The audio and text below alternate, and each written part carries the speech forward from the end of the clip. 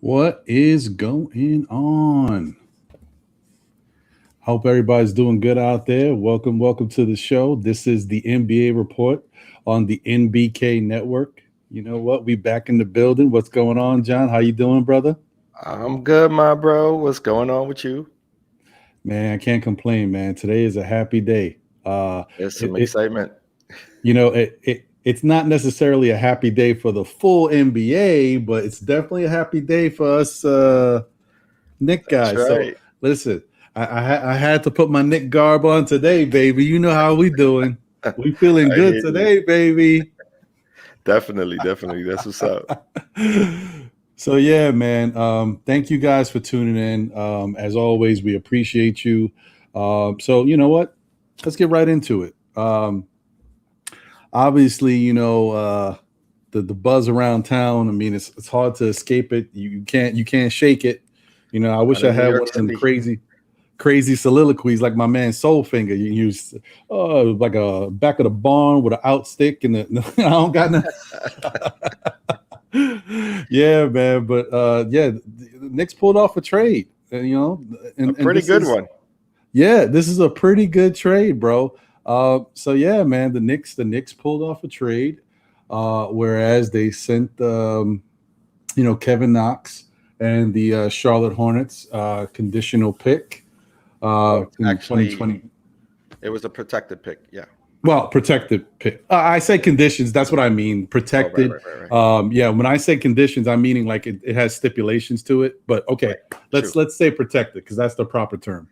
Right. So they sent the Charlotte Hornets 2022 protected pick to the Atlanta Hawks for a second round pick, Mr. Solomon Hill. 2025 second round pick, Mr. Solomon Hill, and this guy named Cam Reddish. Yeah, just Cam Reddish. You know what I mean? A little something. Come on, man. Killer Cam's in New York for real now, baby. On the Knicks. Let's go. Love that. Think about that, John. Love that move, man. And there was so much buzz. There was so much hype around it. There once there was even conversations around Cam being available. New York Knicks fans have been chomping at the bit. Hoping that Leon Rose would pull the trigger. A lot of New York fans was wondering what was taking so long, to be honest, because it seemed like a no-brainer. But I'm just happy that they made that move, man, and we didn't give up that much. From what I understand, there was a report by Ian Begley that stated that the Hawks wanted to acquire Grimes instead of Knox, and whatever happened, and Leon Rose and the front office stood true to their belief in Grimes and felt the right move was to move on from Knox, who sort of has been an outlier since he's been on this team. He's I think Ron, you spoke about wanting to move Knox because of his situation and him not getting a proper opportunity. Being right. I think in his last 5 years he had like 4 coaches, something crazy like that. So I'm really happy for him, bro. To be honest with you, like I know this trade is good for the Knicks, and as a franchise, the Knicks fans are definitely happy. I'm sure maybe the players are a little excited and ecstatic for some fresh blood.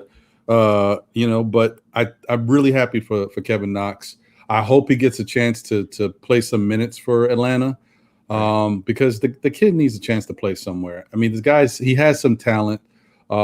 He may not be the proper fit for this Knicks team right now, but he could be a good fit for someone. If it's not even Atlanta, at least maybe he's able to showcase himself, and then some other team that can really use his talents will pick him up. But I'm happy that he gets a shot to play some basketball.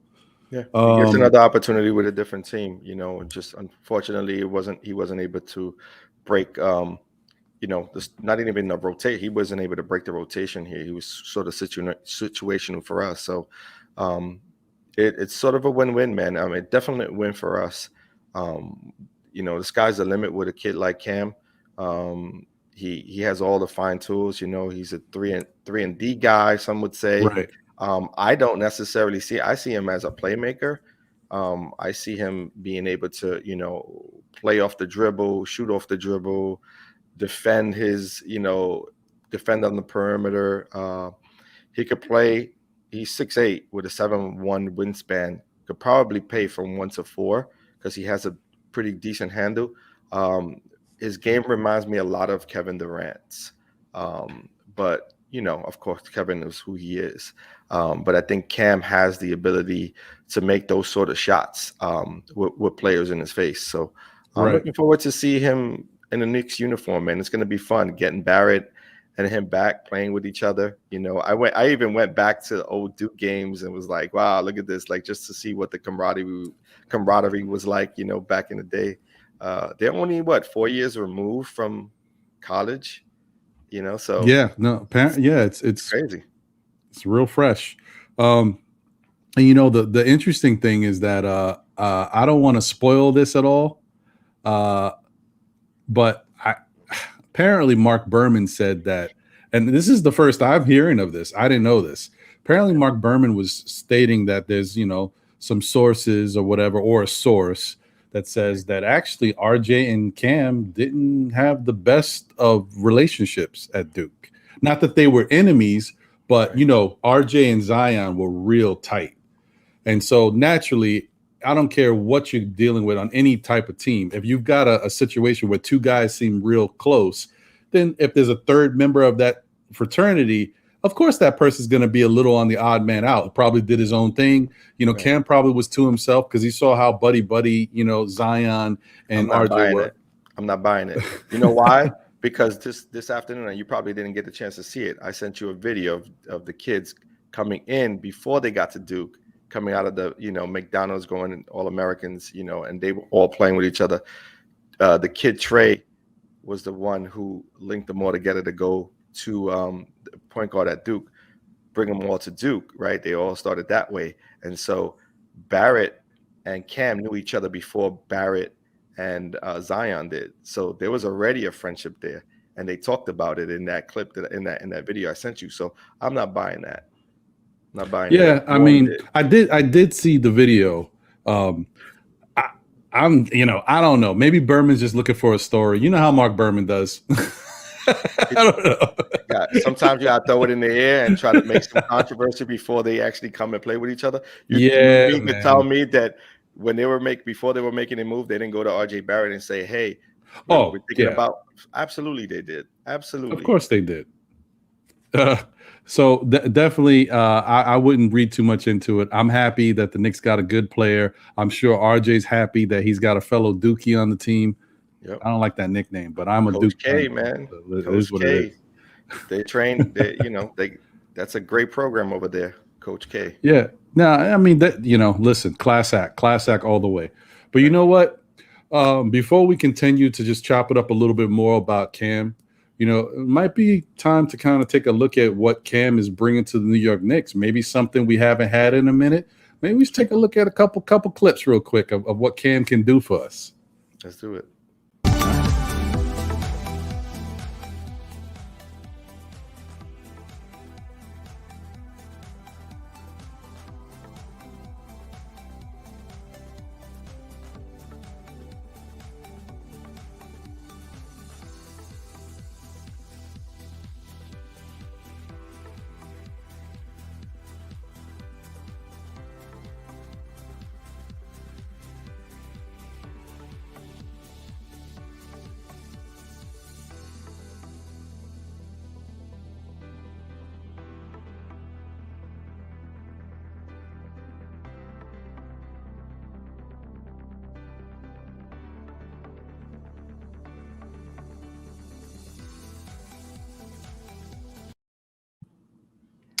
Yeah. And we just missed that dunk right there. That was a Yeah, slam. the dunk was coming. You know the dunk was coming. But yeah, just want to give you a quick little glimpse at the form, the fact that Cam can do multiple things. He's got that 6'8" length. That this is the stretch wing we've been hoping for, who can play some defense. He gets after it on the steals end. He blocks shots. Like he's very, he's not like ultra athletic, but he's still very athletic. He can bounce. He's got the bunnies. He just can What would you say? Who would you say he's comparable to as a young player coming into the league? I think a lot of people have made the same comparison, and I agree with it 100%. That's what I always thought he kind of reminded me of, and that's Paul George. That's true. I feel like he's definitely gives me that Paul George vibe, and maybe Paul George was a little bit more athletic, because especially Paul George before he had that horrific injury. Paul George was bunnies, man. This dude was dunking on everybody. But he's still very explosive. So I would say Cam is probably more like Paul George after the injury, and he just needs to learn how to fine tune his skills like Paul George has, because Paul George is really a special player now, and I think Cam can be that too. Yeah. It's going to take some, again, it's just being with the right culture, the right team, and just really developing his game, and I think he'll get to a place where we're excited to see him, potentially have a run at it with us. You know what I mean? I think it's going to be good, man. Him and Barrett, it's a nice two-way situation going on there, and we didn't have to get rid of anyone, in this trade. So it's going to be interesting to see him play along the second unit, if that's what they decide to do, and run with Quick and Burks and so on and so forth. Obi, if he's going to continue to get minutes, and if he makes the starting rotation, he's going to look nice with Randall and Barrett and Mitchell Robinson. So it's going to be great, man. A lot of fun. Yeah, I agree, man. It's a very exciting time for the New York City and the New York Knicks. And we'll see what happens from there. We'll see how things go. But I think it's definitely going to be interesting. There's going to be a lot of questions, and maybe we'll get into it a little deeper when we get to the back page later. But yeah, this is an exciting time for New York, and we'll see what happens around the league. Yeah, finally. We'll see what happens around the league, because I'm sure, like, between now and the trade deadline, I think this is going to be a pretty active time for teams around the league to make some trades. I think now it's starting to, like, the bug is starting to get in the air, and now the Knicks made a move. Of course, other teams are looking at that like, you know what, maybe we should do something to bolster our roster. There's stuff that can be done. So we'll see. I wouldn't be surprised if the Knicks continue to make a couple of other moves. But again, I'm happy with this first move. We'll talk about it some more. Yeah, I agree with you, because there's definitely some things that make sense, and I think it's pretty obvious to a lot of people, but maybe it's not to some. So, But being that we are here, this is the NBA Report. Thank you for tuning in to the NBK Network, by the way. Appreciate the chat. Appreciate the fans looking in, tuning in. Appreciate it. Salute to all of y'all. Thank you. Well, let's go to the usual. You know what it is. It's time to touch on the who's killing it in the division. And in case you haven't figured it out, that's right. It's the Chicago Bulls at the top once again. They are at 27-12, and it seems like they're still doing their thing, man. I can't really fault them. I can't say nothing bad about them. I just have to eat my words and watch them succeed. So it is what it is. Good for them. Good for Chi-Town, man. Keep doing their thing. Chicago's definitely making their run. That they definitely are, man. They're just they're just a well-oiled machine right now. We'll see if the wheels start to fall off, but I'm thinking that they can sustain this, because I just like the fact that even though their bench is nothing too crazy, like they've got some really nice pieces on the bench. It's nothing like, wow, like that bench is really what's gonna take it home. It's that starting lineup. That starting lineup is just unforgiving. When they start going, It's a problem. When they click, when they click, yeah. it's a good team, good offensive team for sure. Yeah, and so that brings us to guess who, guys? The Orlando Magic. They are still at the bottom of the Eastern Conference. They are 7-35. And I'm sorry, I think I mentioned it. If I didn't, let me mention it. The Chicago Bulls are 27-12, guys. So that record kind of tells it all. you mentioned you know what I mean? Sure. Yeah. 27-12. And in contrast, the Orlando Magic are 7-35. They've lost their last 10 in a row. Right. Things haven't been magical over there, but they're rebuilding and they're continuing to do what they got to do. So right now, I would say they're on course. Right. Keep up the good I work. wouldn't be surprised if they move a few of their pieces. They still have, like, some of their veteran pieces. They still have Terrence Ross, who's someone who a lot of teams would look for as for scoring punch. So I could see them moving away from some of those guys and maybe adding a couple of draft picks if they can. Yeah, well, apparently Mo Bamba is up for grabs. They're dangling him out there. So listen, I mean, if the price is right and a team like, not being biased here, guys, but I'm a Knicks fan, but he's somebody that could help the Knicks out, and it's an upgrade. Some picks to go off of. Yeah, it's an upgrade over having two centers that aren't necessarily able to stretch the floor. Right. So I would say that's something they definitely need to look into. Maybe, there's a way that they can bring him in here, keep Mitch. Maybe, he'll be the backup to Mitch. Not to mention Mo Bamba, not only can he stretch the floor, he can cover the paint. He gets you some rebounds, some block shots, good defensive player, good movement, good hands. He could do pretty much everything that, Nerlens Noel can do.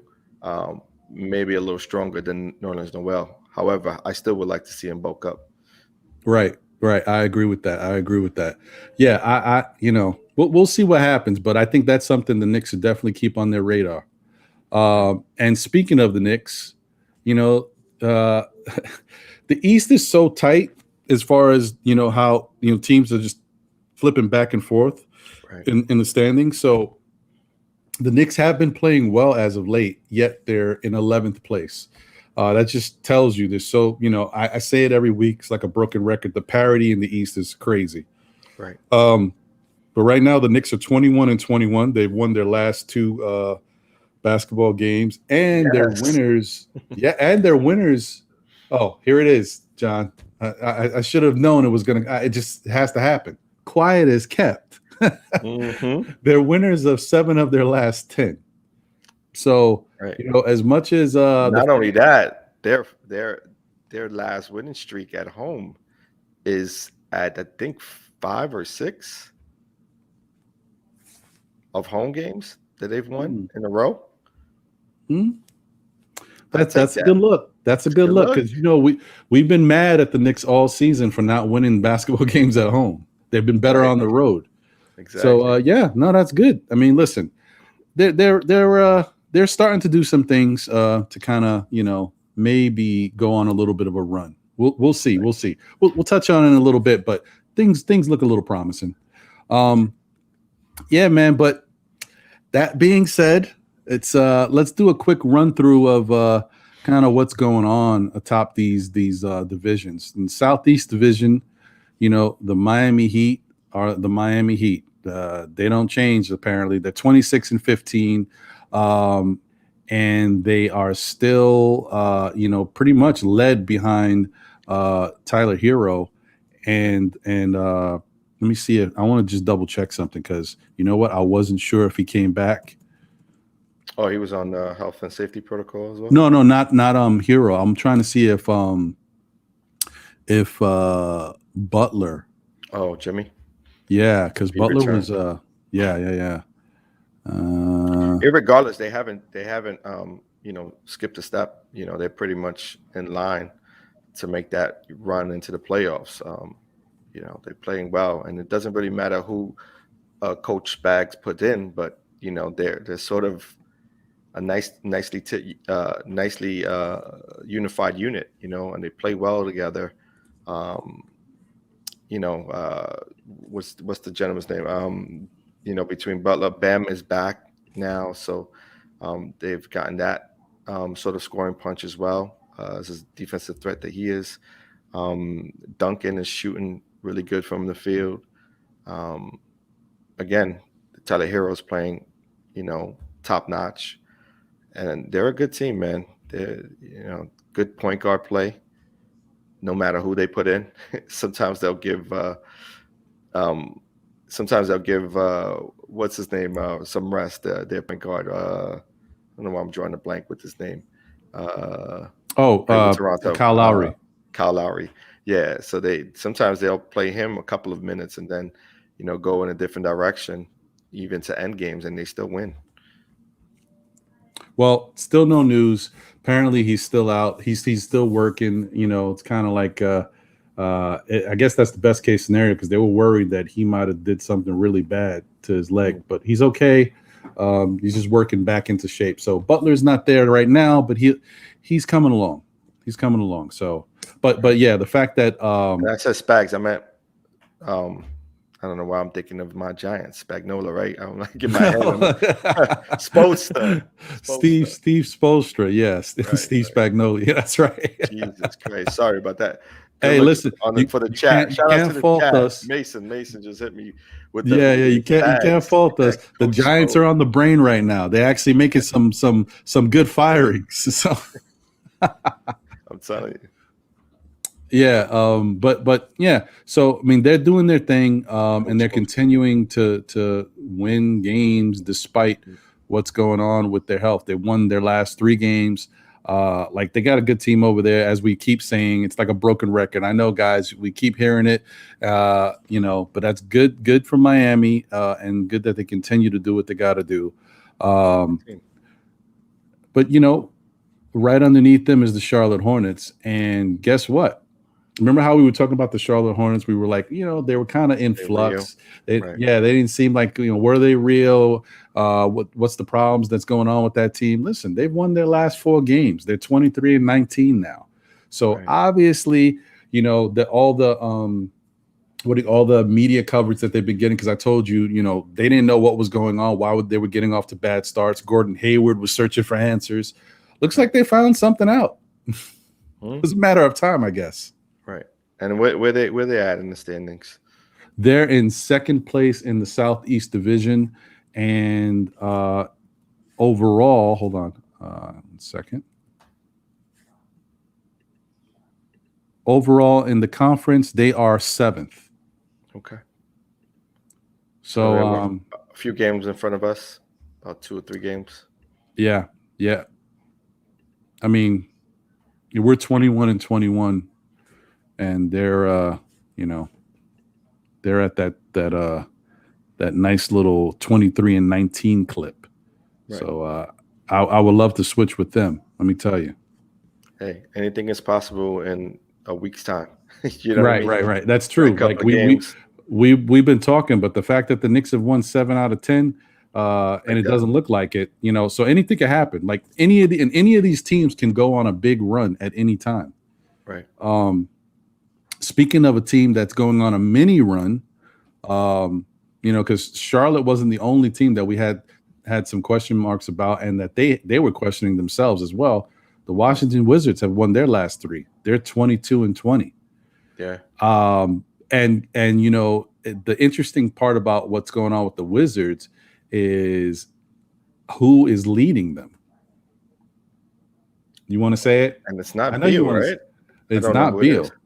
Oh, you know who it is. I don't know. You always talk about him too. I don't know who it is. Dinwiddie? Oh, you wish it was Dinwiddie. I don't know. Oh my! I really don't know who's leading them, to be honest. Kyle Kuzma, baby. Oh, Kyle Kuzma. Yeah. Kyle Kuzma is doing his thing, man. I hear you. Listen, it is what it is. Hey. Kyle Kuzma's doing his thing, bro. More power to the player. Can't hate the player, man. More power to him. He got into a new situation. If it's working out for him there, that's great. I mean, and this is one of the things that I thought might happen with Kuzma going to Washington. It's just the ability to play, not that pressure of having multiple superstars on your team and them taking every shot. Yeah. But Kuzma doesn't really scare anyone. That's the thing. Quiet as kept, he's playing well. So, I mean, yeah. I mean, I'm not saying like he's like all world, but he has been playing good for them. He's been hitting some big shots down the stretch of basketball games, kind of closing things out for them. And that's pretty much like that's the most impressive thing I can say about what he's been doing. And if you just want to take a look at a little quick rundown. Let's see. Let me do 1, 2, 3, 4, 5, 6, 7, 8, 9. That's 9 games. 19 points, 29 points, 27 points, 21 points, 24 points, 36 points, 29 points, 25 points, 22. Like he's been getting his buckets, man. And here's the craziest. You want to hear a wild stat against the Orlando Magic? 38 minutes played, 10 for 19 shooting, 27 points, 22 rebounds for Kyle Kuzma. Yeah, but it's against the Magic. Magic haven't played well this year. Listen, 22 rebounds against any team is impressive in the NBA. It depends on who still was playing, though. Remember, the health and safety. All right. Okay, I see what you did there. No, I'm just saying we have to that's a good point. Realistic about like who they're playing against.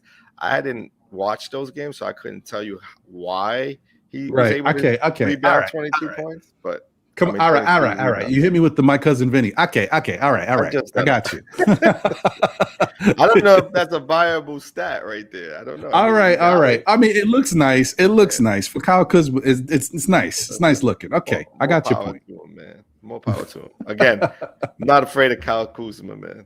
I hear you. I hear you, bro. Guys that puts fear in your heart. You know what I mean? I know. So moving on to that's the top 3 teams in the Southeast Division, guys. So it's pretty much the status quo. It's the same 3 teams from last week. They're still doing their thing. In the Central Division. Central, okay. In the Central Division, we got the Chicago Bulls. We kind of already touched on the Chicago Bulls. They're still playing the top-notch basketball with that nice record of 27-12. So moving on to who's underneath them, this is where you got the Milwaukee Bucks. And the Milwaukee Bucks are 26-17. And, they're just playing, kind of like going with the motions basketball right now. They've lost their last 2 games. There's just nothing going on. It's like this is just like they lost 2 games. You know what I mean? There's nothing crazy going on over there. Nothing earth shattering. It's just part of the ebb and flow of the NBA. Yeah, it's just right. Nothing. They're playing basketball the way they normally play basketball. I would say the only news that came out to Milwaukee, but I don't even know if you want to say it's big news because he's a role player for them, is Gary Payton Jr. Gary Payton Jr. In the game against the Warriors, he left with a pretty bad back injury. So that kind of like it was a little uncomfortable to watch. But that's pretty much the only thing I could say that Milwaukee's been in the news for, like featured in that game. That was it. Other than that, it's just regular Milwaukee stuff. Nothing crazy. But I will tell you one team that is still shocking and surprising is them Cleveland Cavaliers, who are in 3rd place in the Central. They're 24-18. They've won their last 2. And I agree. That is a team that has caught everybody by surprise. As good as they've been playing, Evan Mobley. Is that his name? Evan Mobley? Evan Mobley, correct. Yeah, he's a solid player. And the reason why I brought that up, that they're just continuing to do something, but it just looks special. They just recently, played the Utah Jazz, and they beat Utah 111-91. And that was, Utah is no slouch. I don't care. Even when Utah's struggling, they're a tough team to beat. Right. Yeah. So, I mean, that's once again, man, this Cleveland team, they are not going away. They're what's really interesting about them is the fact that we know they made the Rondo trade, right? So we know they're trying to kind of give themselves a more veteran presence and bolster what they. Yeah, it was a smart move. As Knicks fans, we kind of wish we would have did something like that, but it is what it is. But yeah, I mean they're doing things to kind of bolster their team that make a lot of sense. And we already said before how stacked they are at certain positions. So just acquiring him, kind of just makes things look even better over there. And one thing I wanted to pinpoint, right?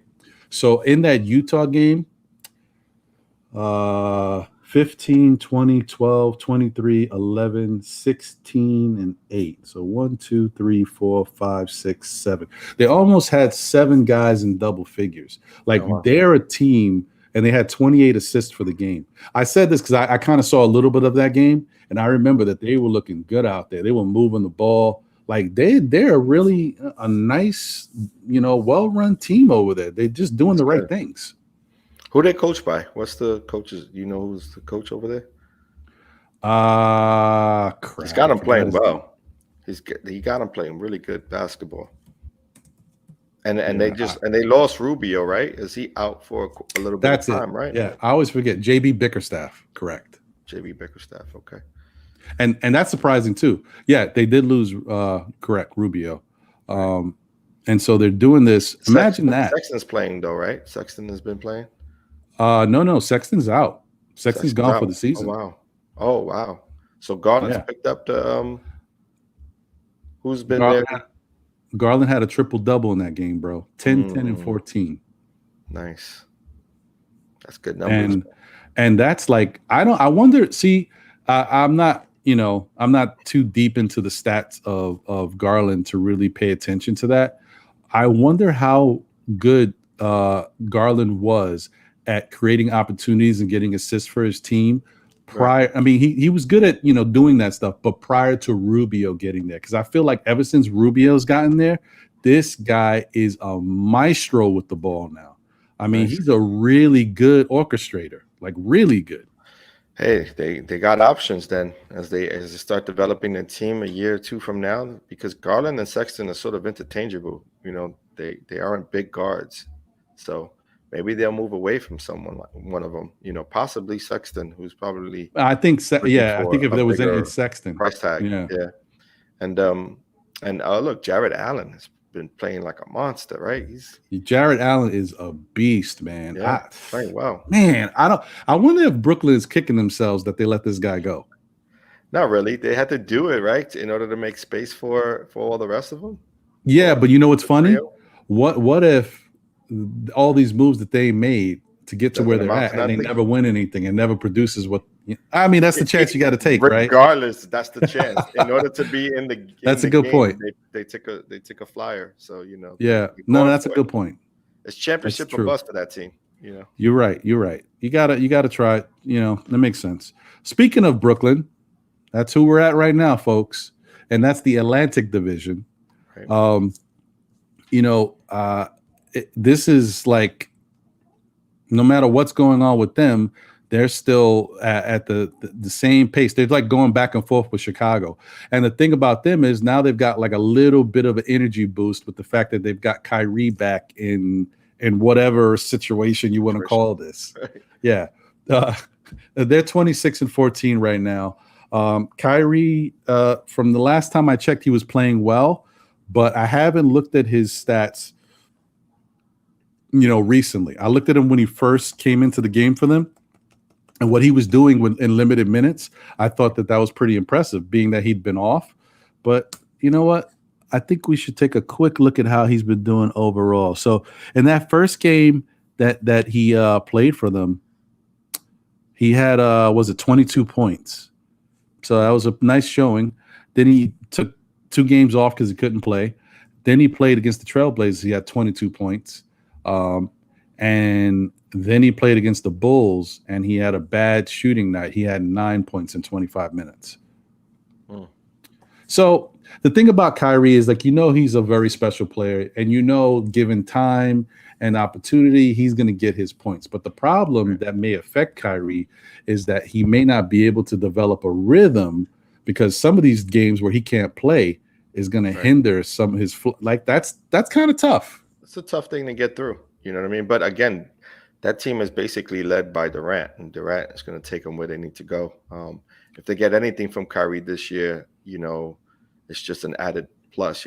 Between Durant and Harden, they're running most of the possessions anyway. So they're doing all the orchestrating with that team. So anything that they could get from Kyrie is just an added plus. I agree. You were right about that. Yeah, and they're not going anywhere anytime soon, man. Now that the East is kind of settled, and teams have kind of had their own issues, ups and downs. Now that helps. I'll tell you this though. They don't win the championship this year. Next year is going to be trouble, because that would be the second year with a built team to make a run at the championship being a championship contender. And if they don't get there, and if they don't win it, there's going to be trouble brewing in Brooklyn, because they can't keep all those contracts. Yeah, and the thing about Brooklyn is, I think if they don't do anything or make any noise this year, one of those three has to go. Yeah, one of those three got to. And most likely it's probably Kyrie. I mean, I would think. I would say that's the easiest for that team at this point. Yeah, I agree with you there. So, the next team on the docket is the Philadelphia 76ers.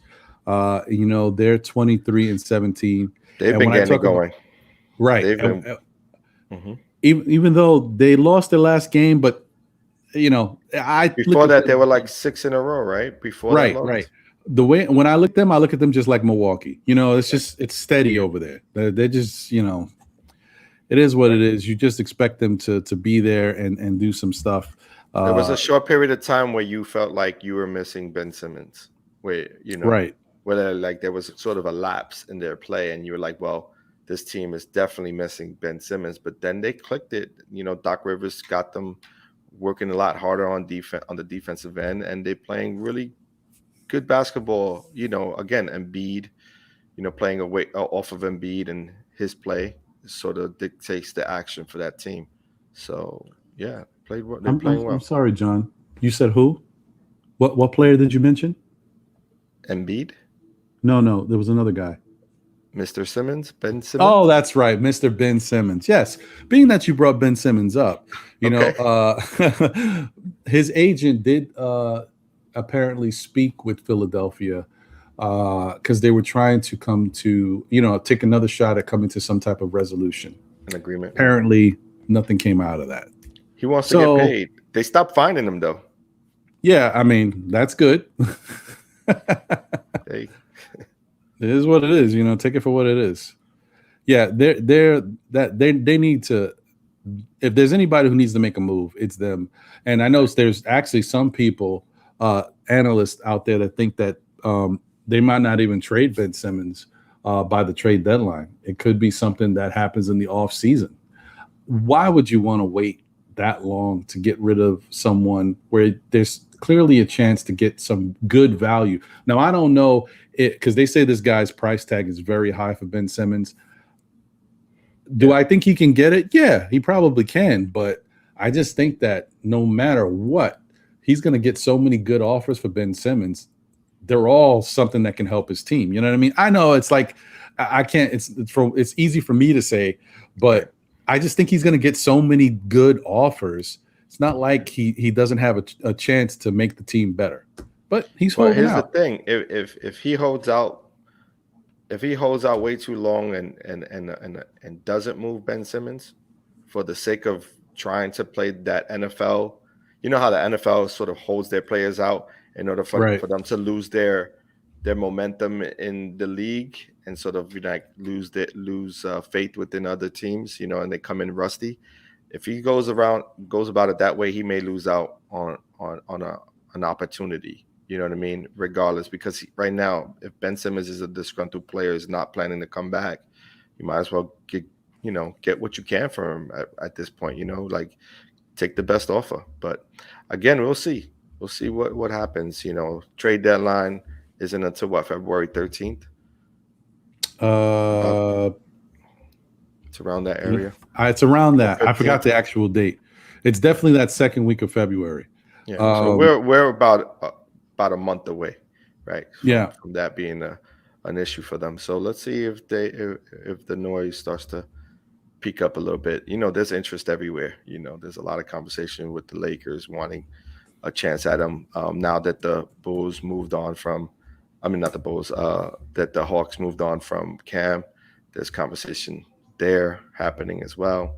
There's so many different options. I know there was some conversation around the Knicks interested in him as well. So we'll see. February 10th. Thank you, Kerry Cox. Kerry Cox says February 10th. Appreciate you chiming in. The chat always got us, man. Thank you. Salute to the chat as always. Actually, there was a question. Someone said something about yes. As my man Uncle Freezy from Lawrence Tiz like to say, Danny Landis. He said, can we trade for Tobias? Well, it's funny you brought Tobias up, Danny, because I don't know if you know this. Actually, John put this in our private chat before. He had sent me something. I think Ben Simmons, the 76ers were trying to attach Tobias Harris to Ben Simmons. So if you want Ben Simmons, you got to take Tobias Harris. I don't know contract. It's the contract. Right. I don't know how long that's going to last, but that's what they're trying to do right now. We'll see. Get your 2-for-1. Pay all that money. So, and that's the thing. Would you like Tobias Harris? Maybe you would. He's still a good player, but he makes a good amount of money. Would you like Ben Simmons? Maybe you would. He makes a lot of money. Yeah, but Ben Simmons and Tobias Harris, now that's another story. That's a lot of money. Yeah, but that's crazy because there's like Tobias Harris is making like number one option money, right? Like he's supposed to be the number one with that kind of money. And Ben Simmons is looking for that same sort of payday, or is expected to be reaching that sort of payday in his last year of his contract. Right. So, and David L says Tobias is overpaid. And you are right, Tobias. David, I agree with you. And if you remember when he was a free agent, there was a lot of talk about him coming to the Knicks. But I don't know if it was the asking price that he had or just what we offered him. And then the Philadelphia 76ers blew us out the water. So it is what it is. They jumped off the ledge. Exactly. So, it is what it is, man. So I think it's safe to say that currently the Ben Simmons talks are probably going to die down a lot for a lot of teams. There's not a lot of teams that want to pick up Ben's contract and Tobias Harris. So, and maybe, you know what, who knows? Maybe the 76ers, because they have such big, value for him, maybe they're doing this because, okay, if you guys want to be suckers and take both these contracts, great. But it also filters out all the trade stuff and they can just worry about basketball. So, you never know. And so that brings us to the Toronto Raptors. Now, the sad thing about this is usually when we look at the Atlantic Division, those top three teams, it would be Brooklyn, it'd be Philadelphia, but somehow it would include the Knicks in there. Right. Not quite the case at the moment. Right now, it's the Toronto Raptors. They have taken that third spot in the Atlantic Division. They're at 20-18. And the thing about the Raptors is there's nothing really crazy or super special over there. They just play good basketball with young guys. And not everybody's young, but for the most part, that's a young team. It's a young core. Yeah. They're super athletic. They got a lot of length. You know what I mean? And they have a really solid point guard in Van Fleet. So, and they've got really good young defenders over there. Mm-hmm. That's the type of stuff that I'm sure Tibbs wants the Knicks to become. Yeah, I think that's what he wants. Yeah, for sure. Yeah. Which is why the Cam Reddish, trade makes sense because, Cam Reddish does lock up, defensively. So, and with that 7'1" wingspan, that helps. So we'll see. We'll see how they use him. Yeah, and I'm interested to see those are the type of teams like when you're looking around the league at the different trade possibilities and what's going on and what could happen by the trade deadline. The Raptors are one of those interesting teams because as I said, they have a record of 20-18, yet they haven't like gone on a big run. So they're kind of like right there. So they may be saying to themselves, you know what? We've got some really good assets here. Maybe we'll reposition and move a couple players or a player to, and see what we can bring in that can help us. Because I know the Lakers have been hot and heavy for Gary Trent Jr. And I don't want Gary Trent Jr. going to the Lakers. I don't want anything to help the Lakers, but it could happen. It could happen. I mean, I don't know Toronto's cap situation, but like, what if the Lakers decided to move Westbrook? Yeah, it's going to be a different team. I mean, that's what they're hoping for. They're hoping that another team takes a fly on Westbrook. But I mean, it doesn't look like anyone's biting right now. Nah, I don't know, bro. Yeah, I don't. That's tough. That's tough. But the other thing I could say is I've never seen Russell Westbrook look this bad in his whole career. I've never seen him look this bad, and I don't think he's this bad. I think there's just so much going on over there. He doesn't quite know where his role is, how he fits in, and then I also think he's probably. It's a lot of noise in LA. It's a lot of noise. I think he's the laughing stock of that team. I don't think LeBron loves it. I don't think LeBron loves it at all. Listen, once the media gets going, ain't no stopping the media in LA. It's very similar to New York. Once they get an inch on you, they take a foot and they go on and on, So right. Yeah, it's a bit crazy. I'm with you, man. I'm with you. It's wild stuff. It's wild stuff. But listen, hopefully these teams all figure out what's the best moves that work for them and can make them into teams that can do something special going forward. But I want everybody to lose to the Knicks. So there's that. There we go. All right. So I think now we're at that point where we should kind of get into some special things that we like to cover around the league. You might call them, like NBA report, award, if you will. I like to say it's the Biz Marquee NBA Player of the Week. Who do you think that could be, John? I don't know. I'm sure there's a slide. Let's run that slide to see who pops up.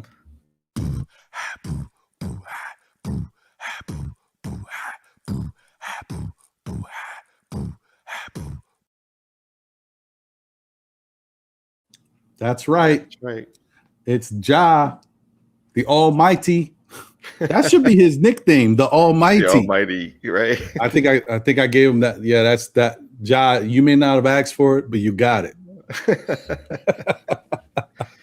Ja Morant is crazy out here, folks. Ja Morant is just doing some special stuff.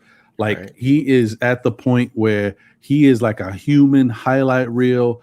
He's must-see TV, and I think he's starting to become, dare I say it, the new Derrick Rose. It's a good comparison. I'm just saying, like the way he's got the bounce. He's got the bounce of one Derrick Rose, that's for sure. Yeah, man. Like the way his game is the way he can, and he's one of those players that he's not necessarily a great shooter. Although he has been shooting pretty good in the past 10 games or so. He's been shooting about 37% from the three-point line, which for Ja, that makes him deadly. If Ja shoots over 35% from three with his explosiveness, you got a problem. And therefore, you see numbers like 33 points, 41 points, 30 points, 36 points, 29 points. Ja is not to mention his team is playing out of this mind. Even with games when he was out, they were winning games, and they just got a nice core there that they built around Ja, and they're giving Ja all the confidence in the world to run that team. His in between game is so crafty, and he can score on almost anyone. He has a great in between game, and he gets on a fast break. Man, watch out. I'm with you there, brother. I'm with you there. Ja is a special talent. You know what? Ja's so special, and because he is the Bismarcky Player of the Week, we should probably take a look at something Ja's done. You know what I mean? What do you think, John? Let's do it. All right.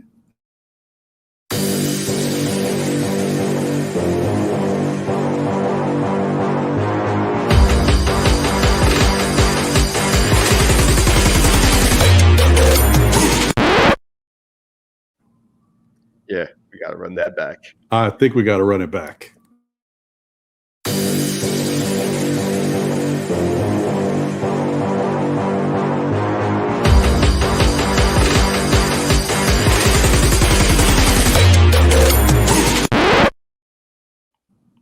Yo, sick. Look at where this dude's a monster, B. Look where he's at. Yo. That's sick, his man. Entire torso was at the back. Yeah, that's crazy, bro. This guy. Oh, man. Electric, man. Electric with the way dude. He oh, man. The floor. Listen. What? I'm not going to do it. I don't want to start it, okay? But I just, there's a dunker on our team that got some bunnies. If he was doing stuff like that, yeah. It kind of doesn't make that much sense, right? No, man. Damn it. That would be so nice, bro. So nice. Man. Shout outs to Ja, man. He's doing his thing, man. And he's becoming a superstar in front of, our eyes as we speak, man. He's definitely a candidate for all-star nod, definitely. And he's transcending right now. So, for a lot of youth who are looking at the way basketball is played and are trying to develop their games and looking at players to sort of mimic, hey, Ja's that next group. He's probably leading the next group or the next pack. I think if we take a look at sort of what we headed our show with, we talked about it. We kind of presented a couple of potentially young, next superstars up and coming. And I think he leads the pack, man. Yeah. And actually, being that you mentioned that, I wanted to kind of just touch base on it a little bit. We were gonna do a little bit more in depth on these young guys, but we'll come back to it because this is the NBA report and we've got time. But the fact that there was some breaking news on the East Coast regarding our New York Knicks, we had to give that a little time. So you understand. But yeah, I would say, I think personally, I know this is all up for debate, and you guys in the chat, guys and gals in the chat, feel free to chime in on who you think is who or what you think is better. But I'm thinking like this next group of players that are going to extend to the top level. We already know Luka is there. Like Luka is probably most people pick him to be probably the next guy. I don't know. The NBA placed him there last year, and it didn't pan out well for them. Remember, they forced him on us. That's true. They did force him on. Yes, pan out. But he's still a very special talent. I'm not saying he isn't. He's a very special talent, but come on, they forced this on us, and LeBron, Giannis, they all had better seasons than he did. That's a good point. But after Luka, who do you think is the next person to transcend? I'm gonna say before Luka, because Luka ain't get there. Oh yet. Wow, yo! Luka, he's a great player. He's a really good player. He's the Mavs' best player. I'm gonna say that, and he's an all-star. But he ain't get to that pinnacle yet. He ain't. But hold on. Yet. Now, and mind you, a lot of the guys that I was looking at, even in the list of the people that are on the thumbnail guys, these guys are all 24 or under type. So. Right. But if you're looking at that, John, of these guys, none of them have done anything yet. So Luka's right there with them. So technically, he still could be a leader of the pack. But you're saying just below Luka. I don't think. I think some of these kids surpassed him. John Morant being one. has surpassed him in that leaderboard. But Ja hasn't done anything yet either. But I'm not saying he did. I'm just saying, because what has Luka done outside of score and put up numbers? That's what they're all doing. You know, you can put Trae Young there too. Trae Young has put up numbers, you know, and it's been great, you know, for his team. But what has he really done outside of getting he went to the semifinals? You know what I mean? Got to give him credit there. I mean, and mind you, even though Atlanta does not look like the same team they were last year, this is still very early in the Atlanta Hawks process. Like, they haven't had Trae that long. Like, they're still a young team. They still got a lot of time to turn things around. Right. Trae definitely still looks good. Devin Booker is definitely better than Luka. Is definitely yes. Devin Booker is in the conversation, and that's why I only put superstar. There's only some pictures on the thumbnail, guys. You know, there's plenty of other young stars that can fit right into this narrative, this conversation. So, by all means, if there's a guy out there that you guys like, that you feel should be a part of the mix, you can throw him in the chat. I think that I look at these guys like one of the guys that I didn't mention because of age, because he's just a little older. Well, he's actually right there, probably, is Donovan Mitchell. Donovan Mitchell is a good player too, yeah. Yeah, Donovan Mitchell is a very good player. But Donovan Mitchell has kind of had some moments, and they haven't really got over that point yet. They're still a very good team. They're always right there in the mix. Right. His time isn't over, but the chat is putting some good stuff about Luka. You know, he took the Clippers to, you know, a Game 7 with Kawhi against him. So, I mean, I get it. But for the NBA to force him upon us, we should have seen better last year. That's all I'm saying. Yeah. That's all I'm saying. Yeah, no, I don't know, man. I don't know. It's kind of it is tough. Luke is a good player, but you're right. You know, there might be that, but then again, you know, Luka might just need another player on that team. It doesn't have to be a KP. Yeah, like I said, he needs another player on that team that can really affect him. Yeah, another player that can really. I mean, if they keep trading with us Knicks, man, he may never get him. I'm just saying. KP's not the answer over there. And you know what? Good for KP. Good for him. Hey. You know what? He left New York with a sour taste, and this is his comeuppance, as they like to say. Yeah. It doesn't always work out, you know, roses like you thought it would be. So, yeah, I mean, I just think that that's the situation where they need another nice piece over there to really help Luka. Luka can be that Batman, but if they get a really nice Robin, like a Scottie Pippen type for Luka, that team might be interesting. The problem is Luka controls the rock, man. That is a problem. He doesn't play off the ball, and that is a problem. That's the difference between him and Booker. Booker can play off the ball. Booker's a better defender. You know what I mean? So for me, if you're a solid defender, you're gonna get a nod from me.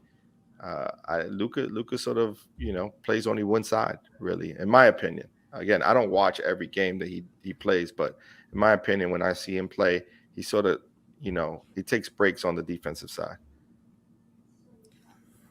You know, the thing about Luka is people say he's still very young, and he was a star overseas.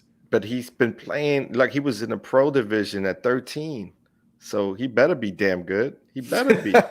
I mean, come on. Yeah. Like he's been playing forever, and he's been playing against professionals for a very long time. Yeah. So he understands. That's why his game is fine-tuned, right. And he knows how to do a lot. But he's also stoppable, as we proved. He's containable. We proved it. And who stopped him? Or who contained him? Oh, it was RJ Barrett. I remember. Oh yeah. It's coming back to me. All right, whatever. Listen, not just him. I don't want you guys to get all up and if there's any Luka fans out there. I know Luka's a much better player than RJ Barrett. RJ just played some pretty good defense on him, and Luka didn't have it the way you used to see Luka have it.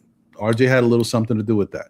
And RJ is not on my list to be one of these next superstar players. I'm a realist. I love RJ. He's my favorite player on the Knicks. But he just doesn't make this cut.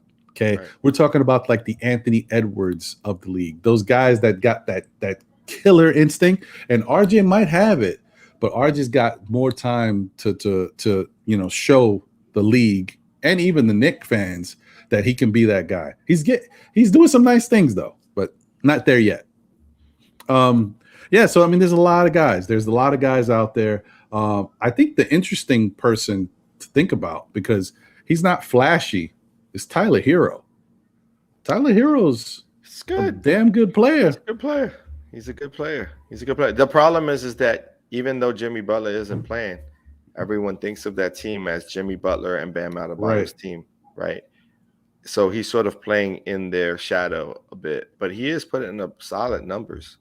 Numbers. I could see him in the discussion for sure. Right. I agree with you. And of course, Lamello Ball is in the discussion because Lamello Ball is so young, so exciting, and doing all these things. And it's just all brand new to him.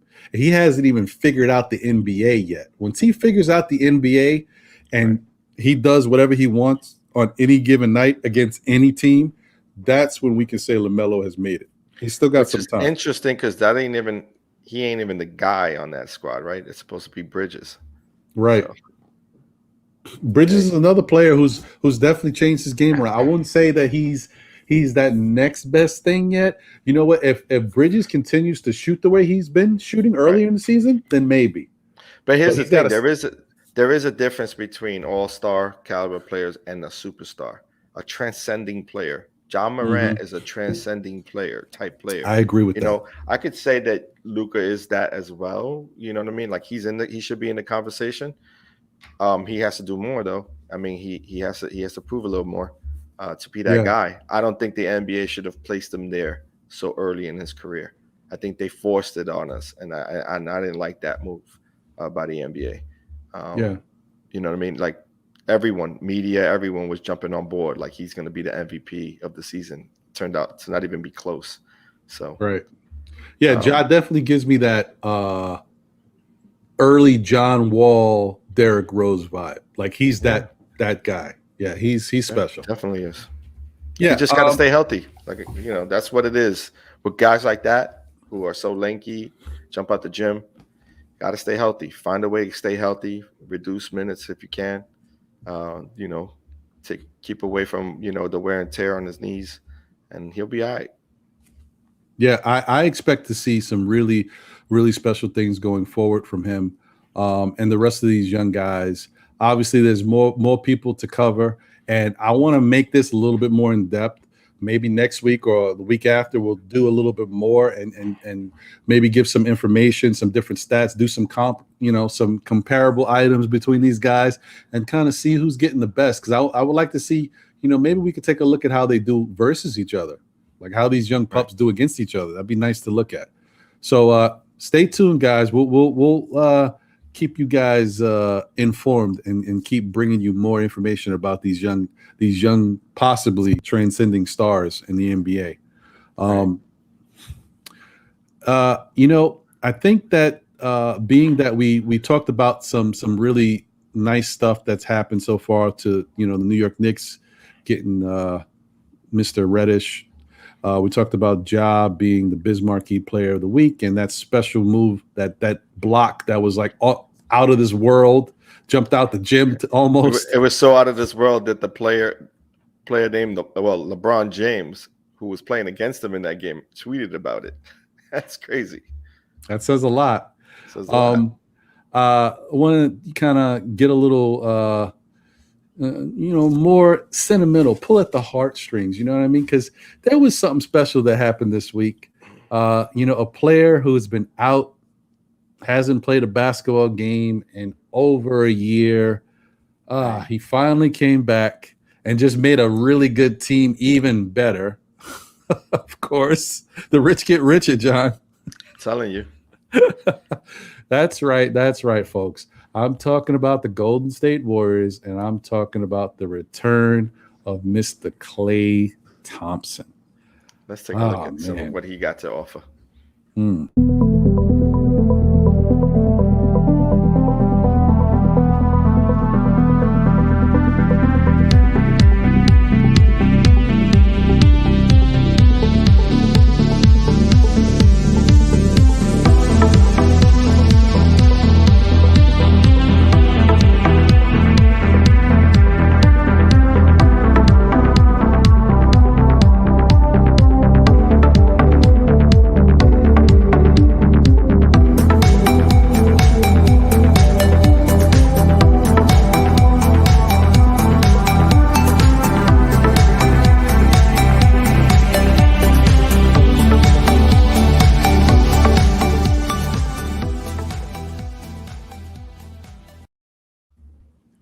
You seen the face. You seen the face. Hit it with the snarl.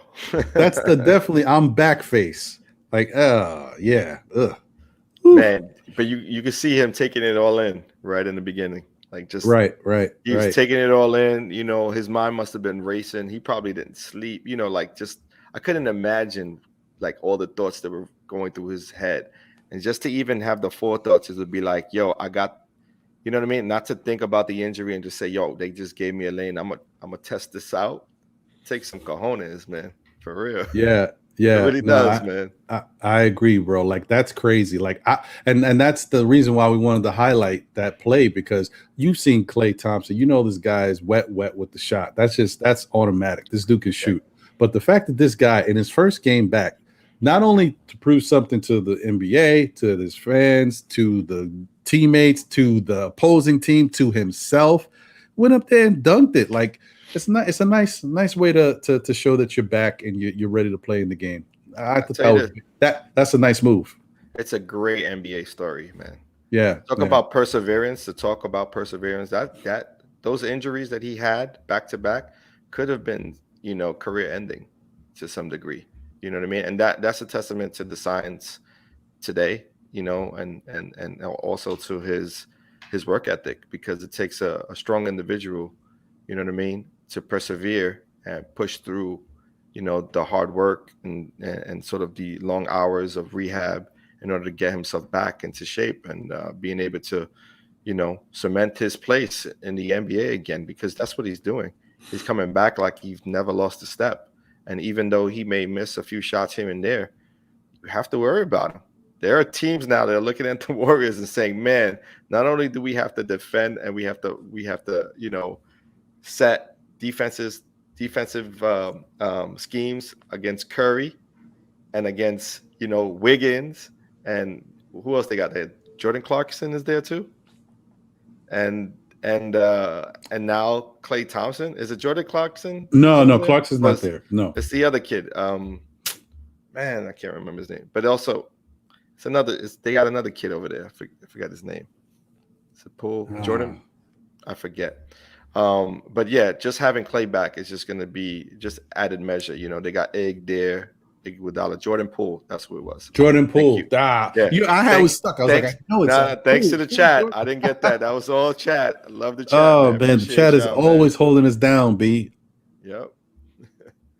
Yeah. So I'm with you, man. It's a very nice, very special moment. Kudos to them. Yeah, Wiseman is another guy that got over there. And if we get listen, I want the Knicks to steal Wiseman, man. Wiseman's just coming back. I would love to take Wiseman away from them. Yes. Sign me up. How can we make it happen? For real. But yeah, that team is hitting in all cylinders, man. I mean, they're from what I'm hearing, they may be losing today's game, but regardless, they're going to be in the mix. They're prime for a championship run. Right now, Playback. They'll definitely figure it out.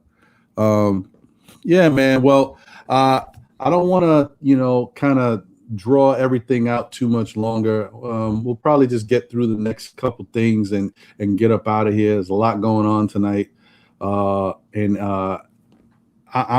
for one am looking forward to my man Uncle Freezy from Lawrence Tears is doing an R&B vibe show. Straight up your alley. Yeah. So I don't know if any of you fans out there of NBA basketball and other things are interested in that type of stuff, but if you are, definitely check out Lawrence Tears.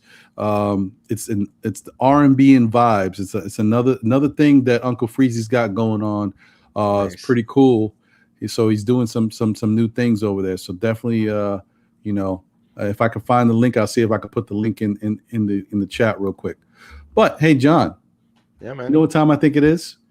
Oh, it's time for us to do what we do, and we here at MBK. What do? We take care of our legends, right? We make sure we do.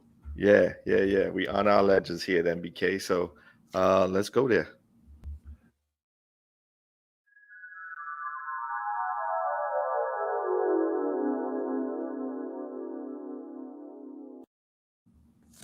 That's right, ladies and gentlemen. That is one Sidney Moncrieff, who has played 11 seasons in the NBA, 10 of which he played with the Milwaukee Bucks. And have you noticed, he has never finished top 10 in scoring or top 5 in assists or rebounds. His team never made it to the NBA Finals, and his name doesn't appear on the list of all-time statistical leaders. But ask anyone to name the top all-around players of that 1980s, and Sidney Moncrieff will be on that list. He could shoot from the outside, post up, dunk over 7-foot centers, make the key pass, crash the boards, and slash through the paint for layup.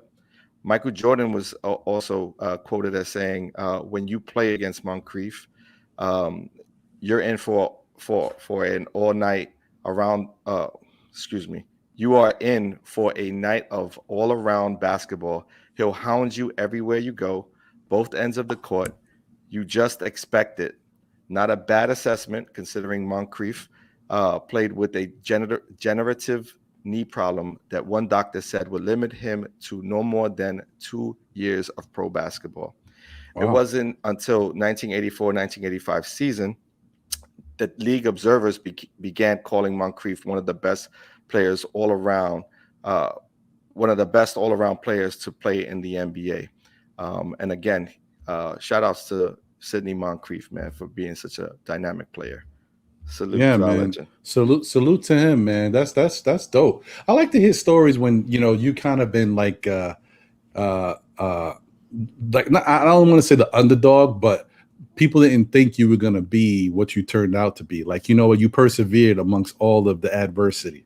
That's a good look. It's very similar to Clay, right? But which is interesting because Moncrieff had the injury before, like getting into the NBA, and he came into the NBA with sort of that issue with his knee, and like I said, scouts believed that he would only have 2 years in the league, and he proved them all wrong. He played 11 seasons in the NBA. Shout outs to Sidney Moncrieff. Yep, definitely. Salute to him. You know what? We're gonna. The chat is saying it right now. Yeah, exactly. Same story as D Rose. Yep. Wow. It's crazy. Oh no! What? No, say it ain't so, Geraldine McIver. Clay hurt again? No, don't say that. Oh man. I mean, maybe he tweaked something, because I saw the other day. He almost took himself out. That was crazy. He was running up the court, but I guess he didn't see his distance, and he ran too close to the sideline, and he stepped on the ref's foot. And I'm like, yo. Oh wow. Yeah, it was getting a little wild. Listen, I hope Clay isn't hurt to the point where it's gotten, it's gonna pull him out again. I hope. Let's hope for the best, man. I pray for NBA players, man, because it's a tough game, man. Yeah, Kimba's got that degenerative knee thing, like Alawai said. Yeah, right. That's tough. Yeah, guys. Well, listen, for the sake of time, I think we will probably just kind of breeze through and show the chat some love real quick and get up out of here. There'll definitely be other times where we have a chance to talk about our Knicks. Look forward to the Saturday show, because I'm gonna be talking about the Knicks on the Know the Leds show on Still Knicks Fans. And also, who knows, man? Maybe in between now and then, I might put together something. Ask my man John to help me put together a nice little video about Cam and RJ. Could be. We'll see. We'll see if we got the time to make it happen. But definitely salute to everybody. Salute to Trust, Tony Crow, Billy Goat, Margaret Edwards, Geraldine McIver, David L., Zaul Martinez, New Knicks, Anthony D., Edwin N.G., Funky Goose World. You know how I love that name, bro. It don't get better than that. Funky Goose World. It's like something you got to say it twice, bro. Frederick, The Public Enemy, number 1, Adele Chapman, Cecil McCathern, Eric Surreal, Sherwin M., Vaughn Allen, Antwain Boyce. Let's see. Lawrence Tears was in the building. As I said, Uncle Freezy's over there doing a different thing right now. He's doing R&B vibes, so a little different, something. A little, sometimes you like to mix it up. As content creators, you want to do something a little different and show your versatility. So definitely salute to him. I want to go check that show out real quick. Hector Gaston, Vibe Shop, Yahoo, Eluya, Kaiser Soze, Max Cali. Max Cali, correct me if I'm wrong. If you're still in the chat, I think you were the big Toronto fan, if I'm not mistaken. I could be wrong.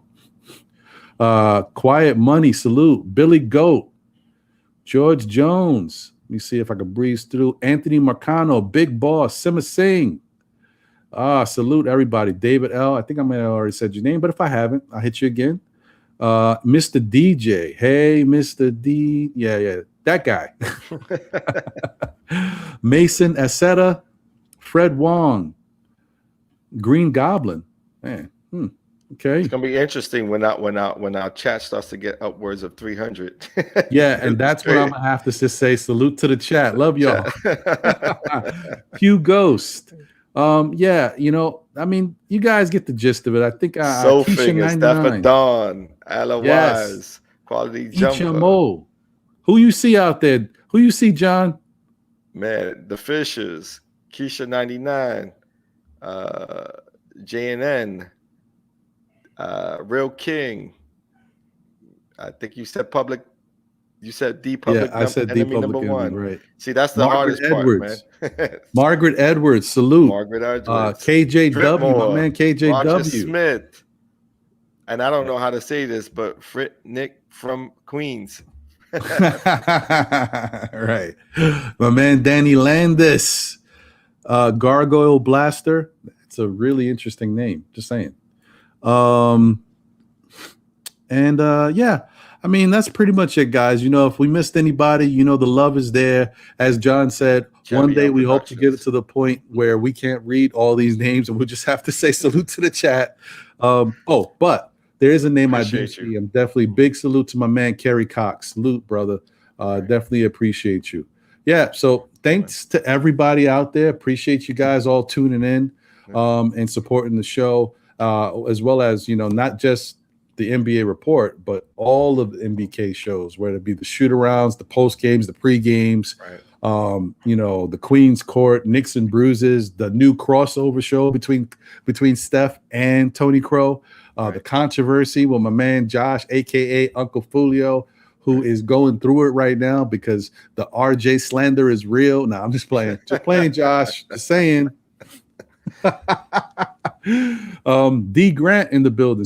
Salute. So yeah, definitely thank you guys for tuning in. We appreciate you. We want to continue to give you guys more and more content. Look for us again next week. Don't know if it's going to be Wednesday or Thursday yet, but we'll check the schedule. But for the next time you're going to see us, it might be a little impromptu video we do. We'll see. But if not, then Saturday morning, 11 a.m., that'll be the Know the Ledge series with, myself, Still Knicks Fans, always in the building. Monday, we'll be back at it for our weekly prediction show, myself and John, and Jose holding us down on the ones and twos. We got a new nickname for him, though, man. Everybody's asking us to get the Ron and Jon. So it's Ron, Jon, and Don Jose. He's got to be the Don. We might have to buy this brother a bottle of that. You know what I mean? Saying facts. Yeah, so definitely. Oh, and Sherwin M. If I didn't say your name, I think I did, but if I didn't, definitely salute to you, brother. So yeah, once again, appreciate you guys. As always, like, comment, subscribe, hit that notification bell so you're notified whenever NBK is dropping new content, and go over to Still Knicks Fans and hit that notification over there and subscribe. We're still trying to build our fan base and keep growing and growing and growing. I think we're at 333 subscribers. Our goal is to hit 1,000 by the end of the spring. We are getting there, folks. It's been great. It's growing. We appreciate y'all. Thank you for tuning in. Any final words, John? Oh, man, I thank you. Appreciate you all, man. And also, man, keep looking out for new Knicks content creations, man. Now, there's a new one that I just ran into called Riding with the Knicks, man. Check them out, man. It's pretty good good stuff, man. Quality Knick content. Stay tuned, man, for more from us. And you already know, man. Till next week. Exactly. Oh, and also, I didn't forget y'all, my man's Ala Wise and my man Justin L. Salute to y'all. You know how we give it up. So appreciate y'all guys. All right. So we'll catch you guys in the next one. Thank you for tuning in. As always, mad love. Stay safe out there. Peace. Run that.